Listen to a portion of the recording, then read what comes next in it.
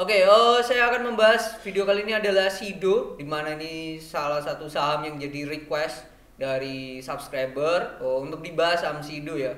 Sido muncul tidak asing dan tidak ya secara nama sudah secara brand juga sudah banyak yang tahu ya tentang Sido muncul. Nah, akan saya bahas di video kali ini tentang enaknya Sido muncul ini baiknya untuk trading atau invest atau mungkin nggak sama sekali. Nah, simak video ini sampai selesai. Check this out. Oke, ini Sido muncul ya secara harga. Ini saya take tanggal 19 dan mungkin baru saya udarakan di hari Jumat ya tanggal 21. Saya take ini di harga 715. PI-nya berada di angka 19,3, PBV-nya berada di angka 6,8. Jadi secara rasio ini besar, tapi apakah secara historical juga besar? Nah, itu perlu dicek lagi gitu. Bapak Ibu, teman-teman bisa dicek. Nah, ini berdasarkan PBV-nya dalam 10 tahun terakhir harga skala 6. Ini termasuk mahal ya. Kalau kita cek ya average PI, PBV. Nah, ini average, bukan sih, ini average PI sih. Oke, inilah. Ini current PBV-nya average-nya bisa tahu ya, biasanya di angka 3 4 average-nya itu. Oke, kita lihat ya secara rev and net income ya di kuartal 1 2023 itu capai 300M. Sebelumnya 2022 kuartal 1 itu 295 atau naik 5 miliar. 5 bagi 295 kali 100 itu naik ya 1,7 doang gitu. Naiknya tipis banget. Kalau kita bedah laporan keuangannya, secara kas perusahaan ini naik. Sebelumnya 900 miliar, sekarang 1,1 T naik kasnya ya. Kalau kita cek juga kasnya 1,1 itu susunannya di mana? Susunan kasnya 1, oke. Di deposito itu ada 37M, sisanya di kas di bank ya. Jadi 500 bank, jadi ya termasuk banyak di luar ya. Oh, ini ada di deposito 451 tambah 37. Jadi hampir 500M, hampir setengahnya ya. Oke sih. Oke, dengan imbal hasil di rupiah 5 sampai 6,5%, bagus. Dolar Amerika Serikat itu 3,25 dan ini wow. Selama saya nge-review saham atau ngebedah beberapa saham baru ini ya saya mengetahui ada perusahaan yang naruh di deposito dalam bentuk mata uang Nigeria yaitu Naira Nigeria dan persentasenya gede juga 8% ya. 8%. Dan nominalnya ini di Nigeria ini berapa ini? Nominalnya 50,9M ya. Gede juga ya. Sebelumnya hanya 44,8 sekarang naik. Dia juga ada di peso Filipina tapi 53M. Terus ringgit Malaysia 11M doang. Banyak juga ya yang di Nigeria ya. Naira Nigeria, tapi ini dalam bentuk bank biasa, ini bukan deposito, ini bukan deposito. Kalau di deposito lumayan juga ya, 8% imbal hasilnya gitu. Oke, udah kita balik ke atas. Setelah kas, sudah kita lihat utangnya ya. Utang berbunga ya terutama ya. Ini perusahaan nggak ada ya. Bahkan kalau kita lihat total utangnya itu hanya 1,1. 1,1 itu sama dengan kasnya. Jadi ini perusahaan kalau duit kasnya untuk bayar utang, udah semua utang bahkan ini udah sangat udah bisa ngatasin ya ibaratnya kayak gitu. Dan masih ada saldo laba yang belum ditentukan penggunaannya yaitu 600M. Dengan market cap sekarang Sido ada di 21,4M. Ya, oke lah ya, ini perusahaan sehat dari segi keuangan. Nah, ini penjualan. Kita mau lihat ya penjualannya tuh naik berapa persen sih? 907 302 kurangi 880 493 dibagi 880 493 kali 100 ya, naiknya 3% ya, kecil juga. Dan secara net profit perusahaan ini hanya naik 300 279 kurangi 295 039 bagi 295 039 ya, naiknya 1% bahkan. Jadi ini kenaikannya nggak signifikan sih, segitu doang gitu. Kalau kita lihat di penjualan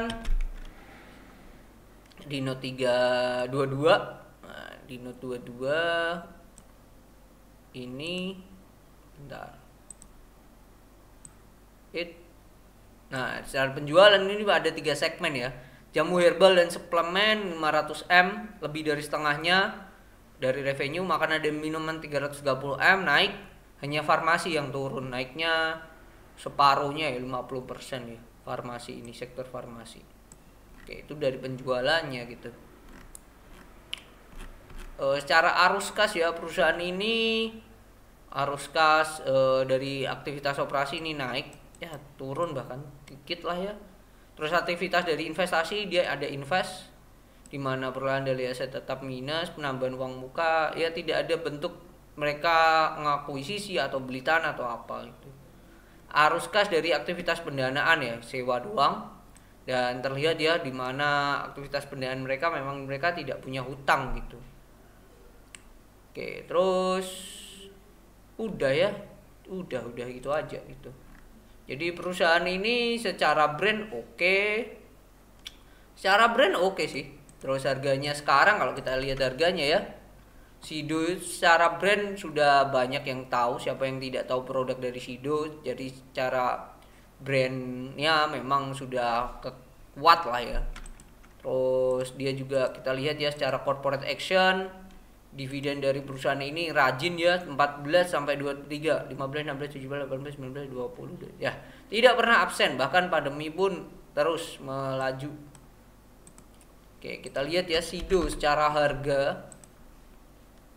Oke, secara grafik daily kita lihat dan kita perlebar baiknya seperti apa untuk Sido ini.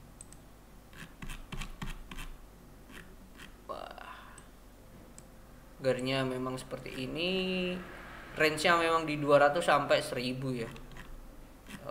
Secara nominal nih murah sih perusahaan, cara nominal ya, bukan secara value ya. Oke, tuh, dan rajin bagi dividen gitu. Dan kalau kita lihat ya, dividen di 2022 berarti kan secara laba 2021 yaitu totalnya kan 13,5 ditambah 22,7 yaitu 36,5 dari laba 2021.